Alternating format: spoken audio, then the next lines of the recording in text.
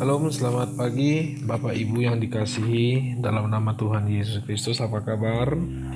Kiranya semuanya dalam keadaan baik dan diberkati oleh Tuhan, jauh dari segala mara bahaya, jauh dari penyakit serta kejahatan. Seperti biasa Bapak Ibu, hari ini Kamis tanggal 3 September 2020 kita berjumpa kembali dalam sapaan firman Tuhan melalui podcast hari ini. Dan firman Tuhan pada saat ini diambil dari Filipi 3 ayat yang ke-7. Demikian firman Tuhan. Tetapi apa yang dahulu merupakan keuntungan bagiku, sekarang kuanggap rugi karena Kristus. Dalam bahasa Batak dikatakan, alai naung parutungan hian di au, harugian doi hujujur alani Kristusi. Demikian firman Tuhan. Saudara-saudaraku yang terkasih dalam Tuhan Yesus, ada seorang hamba Tuhan yang bernama Charles Haddon Spurgeon. Dia pernah mengeluarkan sebuah perkataan yang menggugah setiap orang dengan perkataan seperti ini. You may know all the doctrines of the Bible, but unless you know Christ, there is no one of them that can save you. Dalam bahasa Indonesia, dia mengatakan demikian. Engkau bisa saja tahu apa-apa saja yang menjadi doktrin-doktrin Alkitab. Tetapi, jika engkau tidak mengenal Kristus, tak satu pun dari itu semua bisa menyelamatkanmu. Saudara-saudara, ini mengingatkan kita begitu banyaknya orang-orang yang mengatakan dan mengatasnamakan mereka tahu dan dapat menguasai Alkitab. Bahkan mereka bisa menuliskan, memaparkan, menguasai doktrin-doktrin yang mereka tafsirkan, yang bisa mereka lihat di dalam sudut pandang mereka dalam Alkitab.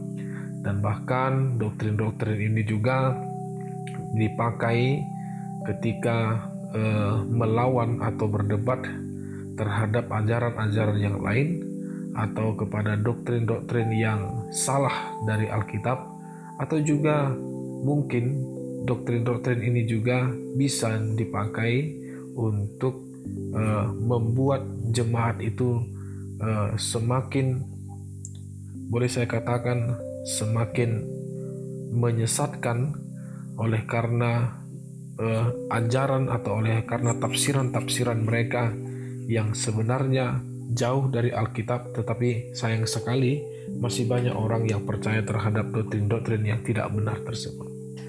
Saudara-saudara, dia mengatakan bahwa untuk apa ketika kita menguasai Alkitab, bahkan ketika kita memiliki ilmu, ketika kita pandai menafsirkan Alkitab, ketika kita tahu dan bisa melihat doktrin-doktrin yang ada di Alkitab, tetapi ketika kita sendiri tidak mengenal Kristus, maka Charles Haddon Spurgeon ini mengatakan bahwa tidak ada satupun yang menyelamatkannya kalau kita tidak percaya kepada Kristus. Hal ini sama juga seperti yang pernah dialami oleh Rasul Paulus dalam renungan kita pada hari ini, yaitu dia adalah seorang Yahudi, dia berasal dari suku Benyamin, dia adalah keturunan orang Israel, dia mendapatkan pendidikan keyahudian di dalam lingkungan Yahudi yang cukup amat taat.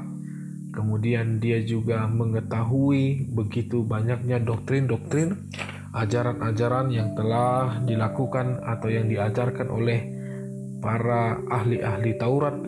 Bahkan dia juga adalah salah satu yang mentaati hukum Taurat di tengah-tengah hidupnya, dan dia juga adalah seorang penganiaya jemaat yang pada saat itu ada doktrin atau ajaran dari Yahudi sendiri yang mengatakan jika mereka menganiaya jemaat yang mengenal dalam Kristus, maka mereka akan dibenarkan tanpa ada kesalahan sedikit pun.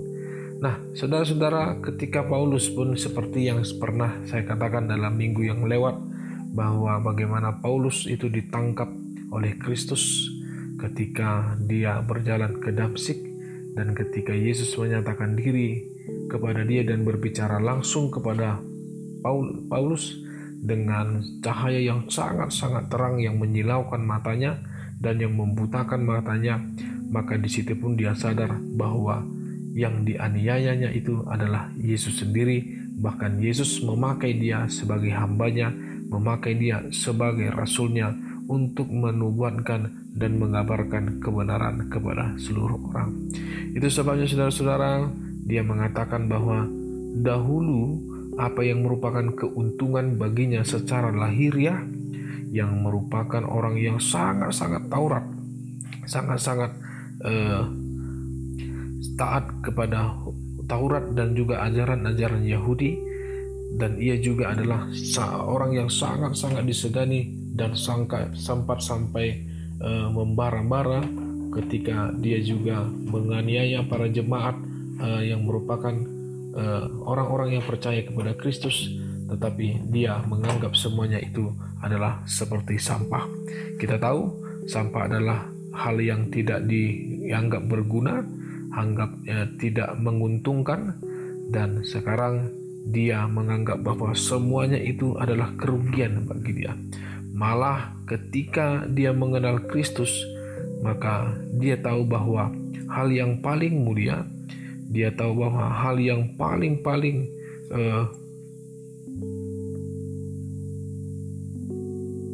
bersyukur adalah ketika dia mengenal Kristus. Paulus pun menganggap bahwa semua ketaatannya kepada hukum Taurat selama ini, yang merupakan kebenaran dari sudut pandangnya dia sendiri secara lahiriah, ternyata semuanya berbalik ketika dia mengetahui kebenaran yang dari Allah yang dianugerahkan berdasarkan kepercayaan, yaitu ketika dia mengenal Kristus di tengah-tengah kehidupannya. Itu sebabnya di ayat 10 ia mengatakan bahwa yang ku kehendaki ialah mengenal dia dan kuasa kebangkitannya dan persekutuan dalam penderitaannya, di mana aku menjadi serupa dengan dia di dalam kematiannya, supaya aku akhirnya beroleh kebangkitan dari antara orang mati. Saudara-saudara yang dikasihi dalam nama Tuhan kita Yesus Kristus, demikian halnya kita yang dahulu kita sudah melupakan, meninggalkan kehidupan kita pada masa lalu yang kita anggap itu adalah sebuah keuntungan, yang kita anggap itu adalah sebuah kepuasan kehidupan dan tujuan hidup. Tetapi ketika kita menyadari ternyata apa yang telah kita inginkan dan yang kita kejar selama ini adalah hal-hal yang membuat kehidupan kita menjadi sia-sia karena jauh dari Tuhan. Dan untuk itu Bapak Ibu, mari kita seperti Paulus yang meninggalkan semua keuntungan, yang meninggalkan semua kepentingan, keinginan, nafsu duniawi, dan bahkan kehidupan-kehidupan yang sangat-sangat tidak pas dengan perjalanan kehidupan iman kita. Maka ketika kita sudah mengenal Kristus, mari Bapak Ibu kita mengejar satu-satunya keselamatan di dalam Kristus, meminta anugerah yang dari Dia, dan meninggalkan kehidupan kita yang lama. Semoga Tuhan memberkati dan menguatkan kita. Amin. Bapa dalam surga, dalam Tuhan Yesus Kristus, terima kasih Tuhan atas pagi hari ini, pagi yang sangat indah, kehidupan, kesehatan, berkat dan anugerah yang Kau berikan kepada hamba, kepada keluarga, kepada jemaat Tuhan, dan kepada semua orang-orang di tengah-tengah bangsa dan negara kami. Terima kasih Tuhan, Engkau telah membangunkan kami dari tempat tidur kami. Engkau memberikan kami kehidupan yang baru, memberikan umur yang panjang. Itu semua adalah karena karunia Tuhan. Itu sebabnya kami memohon keampunan dan kekuatan dari Tuhan, agar kami bisa melakukan aktivitas kami hari ini.